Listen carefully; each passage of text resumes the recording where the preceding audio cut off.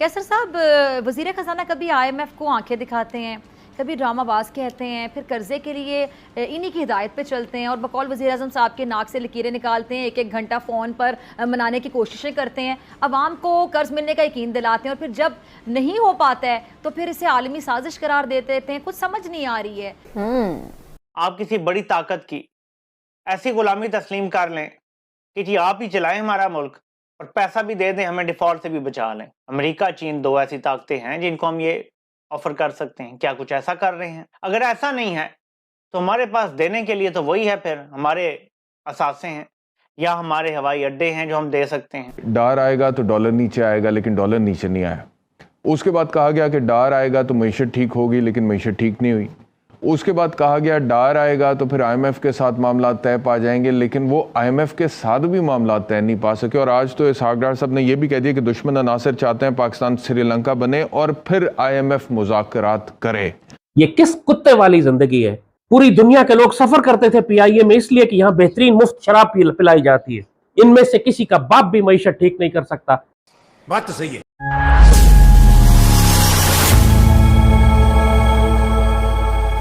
जय हिंद दोस्तों, आपका स्वागत है इंडियन डिफेंडर्स के एक और नए वीडियो में। आपने कई सारे न्यूज में पाकिस्तानी पॉलिटिशियन को यह कहते हुए सुना होगा कि अगर IMF हमें लोन नहीं देगा तो हमारे पास प्लान बी है, और वो प्लान बी क्या है वो तो बताते ही नहीं है। पर आपको आज इस वीडियो में पता चल जाएगा कि उनका प्लान बी है क्या। जी गाइस, आपने बिल्कुल सही सुना, मैंने पता लगा लिया है कि उनका प्लान बी है क्या। पाकिस्तानी गवर्नमेंट का प्लान बी यह है कि पाकिस्तानी थिंक टैंकर्स यह मानते हैं कि उनकी इकोनॉमी बहुत ही बड़ी इकोनॉमी है और उनके देश में जो एसेट्स हैं वो 400 बिलियन डॉलर के हैं, और उनका प्लान भी यही है कि अगर उनको IMF से लोन या कहीं और से लोन नहीं मिलता है तो वो अपने देश के एसेट को बाहर के कंट्री से गिरवी रख देंगे। अगर बिल्कुल आपने सही सुना, पाकिस्तान का सेकंड प्लान यही है। तो इस वीडियो के साथ बने रहिए, यह वीडियो आपके लिए बहुत ही इंजॉयबल होगा। तो बिना किसी देरी के चलिए आज वीडियो शुरू करते हैं। शुरू करने से पहले कैसे, अगर आप इस चैनल पर नए हैं तो प्लीज इस चैनल को सब्सक्राइब कर लीजिए। एक इंडियन को आपकी सपोर्ट की जरूरत है। मैं आपसे मिलता हूँ वीडियो के लास्ट में। इसहाक डार साहब जो बयान दे रहे हैं उनमें से कुछ सवालों के अगर आपसे हमें जवाबात मिल जाए।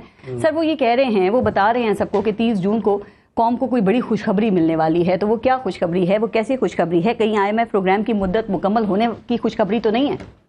आज हमारे यहाँ स्टैंडिंग कमेटी फाइनेंस की मीटिंग थी। मैं उसी के लिए 10 बजे सुबह मीटिंग थी, कराची से आया था और इसहाक डार साहब भी उसमें आए हैं जी। 2 घंटे हमारे पास रहे हैं। कोई मुझे 30 जून की खुशखबरी की बात उन्होंने नहीं। ये डार साहब भी बातें कर रहे हैं, यकीन करिए उन्हीं के बयान आते हैं। मैं तो मेरे पास ही बैठे थे। आपको आइडिया भी नहीं है कि वो क्या खुशखबरी हो सकती है? क्या कोई आवाम को रिलीफ देने से मुतालिक हो सकती है? नहीं, देखिए पारस, जब मेरे पास रहे हैं तफसील से बात होती रही, मैंने उसमें सारे क्वेश्चन किए IMF पे, कोई तो इसका मतलब ये है कि वो जो रिपोर्टर्स हैं उनसे कुछ और बातें करते हैं, आप लोगों से कुछ और बातें करते हैं। चूंकि हैरत की बात है, बताओ गुजरा को और जो मामले खुसूसी हैं उन्हीं को नहीं पता कि इसहाक डार साहब क्या बात कर रहे हैं। इकोनॉमिक मैटर्स पे और IMF पे मैंने बड़ी तफसील से उनसे पूछा है और डिस्कस होता रहा है असेंबली में, कमेटी रूम नंबर 7 में, स्टैंडिंग कमेटी।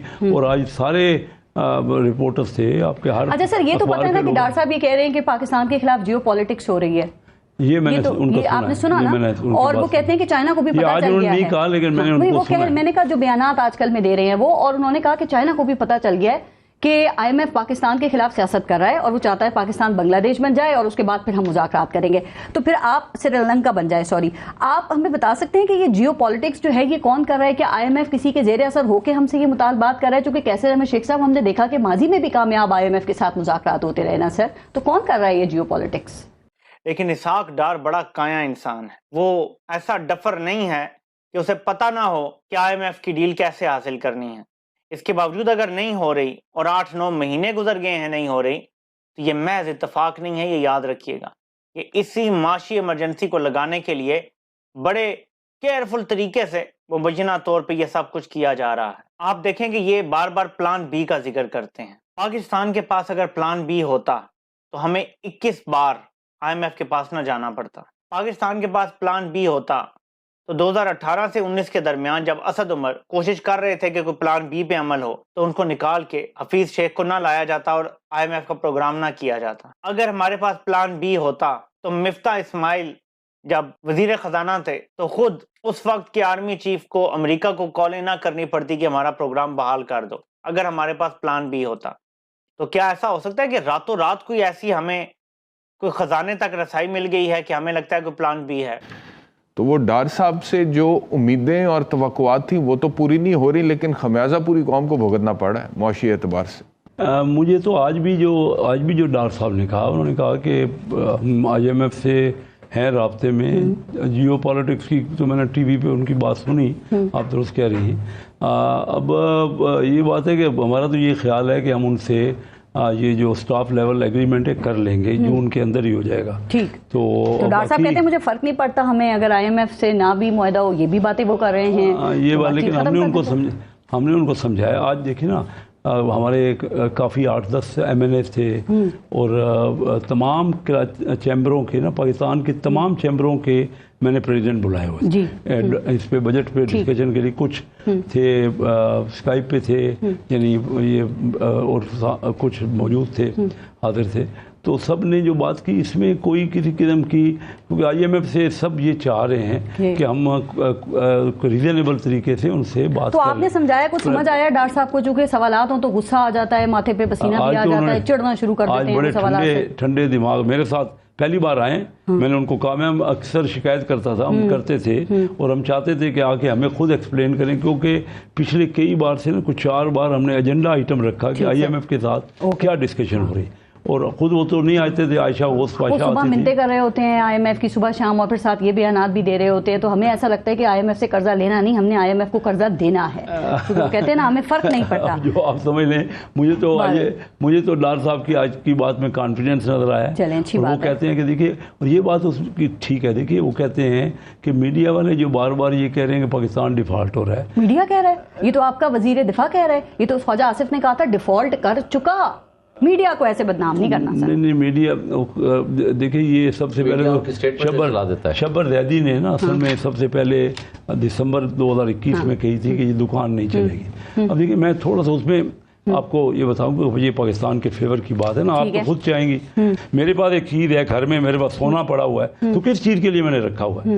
یہی تو آپ سمجھتے نہیں ہیں نا باتوں کو. دیکھیے، ہمارے پاس کم از کم میں سمجھتا ہوں کہ 4000 ارب ڈالر کی پاکستان کے پاس ایسیٹس ہیں، اور ہم نے دینے ہیں 15. تبھی ڈاکٹر صاحب کہہ رہے تھے سری لنکا نہیں ہے پاکستان، ہمارے ساتھ ٹریلینز آف ڈالر کے ہمارے پاس ایسیٹس ہیں. انہوں نے کہا، اور ٹھیک کہا. دیکھیے، یہ جو کانفیڈنس ہے نا، لوگوں کو یہ ڈر ہے کہ پاکستان فیل ہو جائے گا، ہمیں کیا ہوگا. ٹھیک ہے، پاکستان ایک بہت بڑی حقیقت ہے. پاکستان میں قرضہ ضرور ہم نے لیا ہے، لیکن قرضے کا یہ مطلب نہیں ہے کہ ہمارے پاس ہر دنیا کی ہر جگہ. امریکہ نے بھی قرضہ لیا ہے. امریکہ کا قرضہ ان کی سر، امریکہ سے تو ہمیں کمپیئر نہیں کرنا چاہیے نا، پھر بھارت سے تو نہیں کرنا چاہیے نا. پھر اس میں سے کیا ایسا کرنے لگے ہیں جو یہ بار بار کہہ رہے ہیں کہ IMF نہیں لیکن پلان بی ہے ہمارے پاس؟ میں آپ کو وثوق سے کہتا ہوں، ہمارے پاس کوئی پلان بی نہیں ہے. یہ بڑے کیئرفل طریقے سے پلان کر کے معاشی ایمرجنسی کی طرف لے کے جا رہے ہیں ملک کو. اس کے علاوہ اس کی کوئی وجہ سمجھ نہیں آتی جو IMF کی ڈیل اسحاق ڈار کے ہوتے ہوئے بحال نہیں ہو. گائز، آج کی ویڈیو یہیں ختم ہوتی ہے. امید ہے آپ اس ویڈیو کو انجوائے کیے ہوں گے. انڈیا اور پاکستان سے ریلیٹڈ ایسے ہی ویڈیوز دیکھنے کے لیے آپ اس چینل کو سبسکرائب کر سکتے ہیں. میں آپ کے لیے اس چینل پر ہر روز ایسے ہی ویڈیوز لاتا رہتا ہوں. جلد ہی ملوں گا آپ سے ایسے ہی کسی نئے ویڈیو میں. تب تک کے لیے جے ہند دوستو.